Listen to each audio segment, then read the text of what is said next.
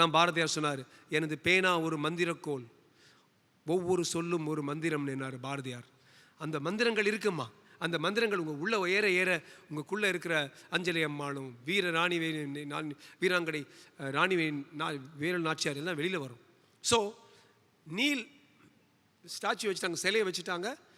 பெண்கள் முதல் முறையாக பெண்களை கூட்டிட்டு ஒரு பெண்கள் படையோட கடலூர்லேருந்து சென்னைக்கு வந்து மவுண்ட் ரோடில் கலாட்டா பண்ணி கெராவை பண்ணி நாங்கள் துப்புவோம், நீலை பார்த்து நாங்கள் காரி துப்புவோம்னு சொன்னதே உங்களை போல ஒரு பெண் அஞ்சலி அம்மாள். உடனே என்ன பண்ணாங்க, டப்புன்னு ஜெயிலில் போட்டாங்க.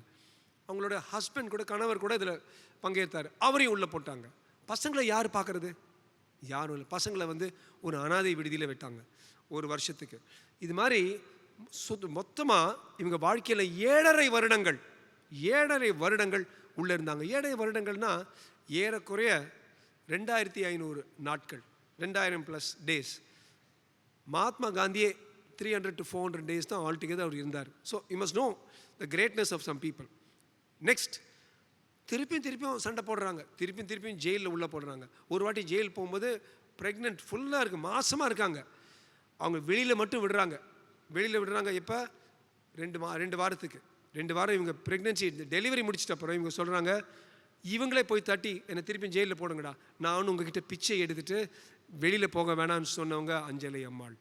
திருப்பி உள்ளே போய் அந்த பையனுக்கு, அவங்க ஜெயில் அப்போ பிறந்த பையனுக்கு ஜெயில் வீரன் என்கிற பேர் வச்சாங்க.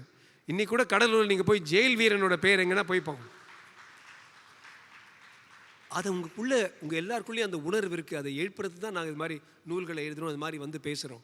கடலூருக்கு போனீங்கன்னா let's go to the mall யான்னு சொல்கிறதுக்கு பதிலாக let's go and see jail Veeran's house யா, his mother named him jail Veeran because he was in ஜெயில்னு சொன்னால் நாம் நினைக்கிற ஒரு விக்சித பாரதம் உண்டாகும். It is there in all of you.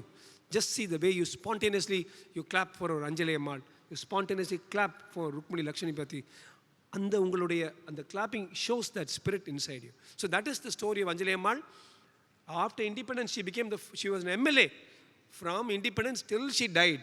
கண்டினியூஸாக 1961 இருந்தாங்க. 47லேருந்து 61 வரைக்கும் திருப்பி அந்த இடத்துல நின்று எந்தவித லஞ்சமோ எந்தவித ஊழலும் இல்லாமல், லஞ்சம் ஊழல் வந்து கடலூருக்குள்ளே வராத பட்சம் தடுத்தவங்க அஞ்சலி அம்மாள். இங்கே கூட ஒரு அஞ்சலி அம்மாள் உருவாக்கணும்னு நான் நினைக்கிறேன்.